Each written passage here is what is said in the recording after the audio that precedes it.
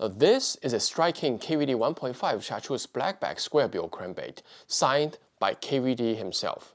The KVD won the Louisiana Delta Classic using the same model and color in 2011, and 2 weeks after his fourth Classic win, he came to Harrisburg in PA, and I was lucky enough to have him autograph on his winning square bill. Now, ever since then, the popularity of square bill crankbaits literally exploded, and we see Bassmaster column articles, our pro seminars, and YouTube videos all talking about how the square bill is very different from the regular round bill and how it's able to deflect or hunt more when hitting an obstacle, and how the bill design is able to get the bait over the cover without snagging. But surprisingly, when I actually searched the topic square bill versus round bill, there are few underwater videos comparing how they interact with obstacles. So today, let's do an actual comparison of the square bill versus the round bill and see how they hit and go over obstacles underwater. Now, our goal today is to find out, are these advantages and differences of a square bill over round bill actually true? Now, our first actor is nothing other than the striking KVD 1.5, a household square bill crankbait. Now, this is the noisy version. The KVD 1.5, when hitting a log, rolls sideways as the bill impacts the log. Now, this creates a sudden rolling of the bait and also changes the direction where the bait was originally heading. Now, these sudden change of movement, speed, and direction have been empirically proved to be key to trigger reaction bites. And these are indeed what was believed to be the advantage of a square bill. Next, let's look at another square bill, the Megabuzz Wiggle Griffin. Now you can see it has a pretty steep diving angle because it is a medium diving square bill, goes to about 8 feet max depths. And on this first dive, it actually hit the cement bottom first and almost immediately bounced up, then impacted the log.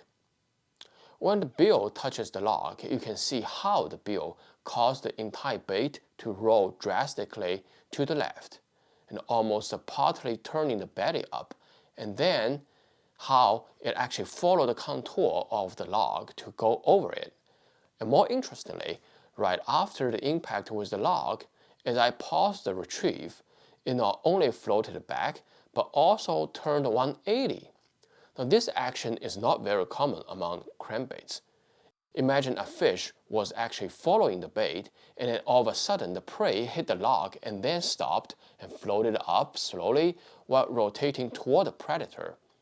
This totally appears to be a disoriented prey after impact in its vulnerable moment. If this does not trigger bite, I don't know what else does. And this really explains why this wiggle griffin can make them bite under some of the toughest conditions.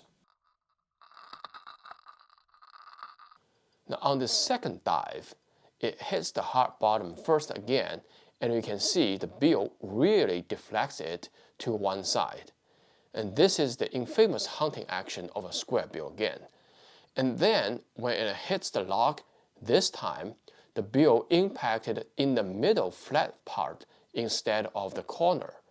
And when this happened, you can see when I pulled the bait, it actually pivoted at the bill, raised its back up and over, and then went over the log, almost like in a handstand fashion.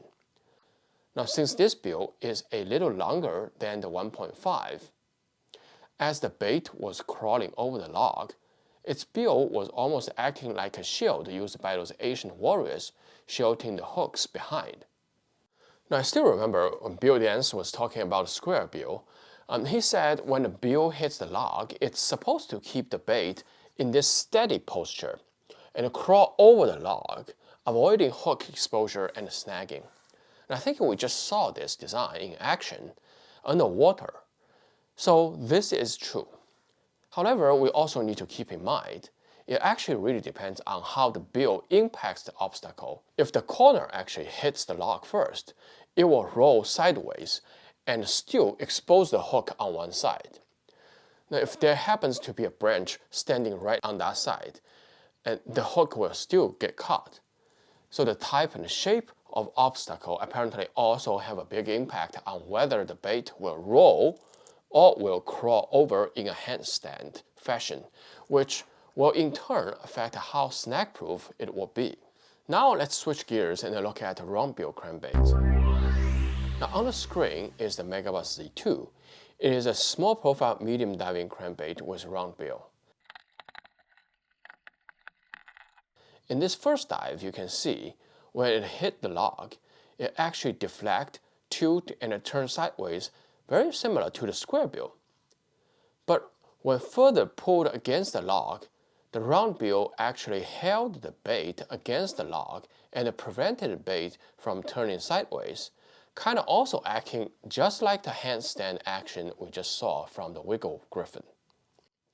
Now this is kind of surprising the first time actually I saw these footage, as I was expecting the round bill to have much less deflecting hunting action than the square bills.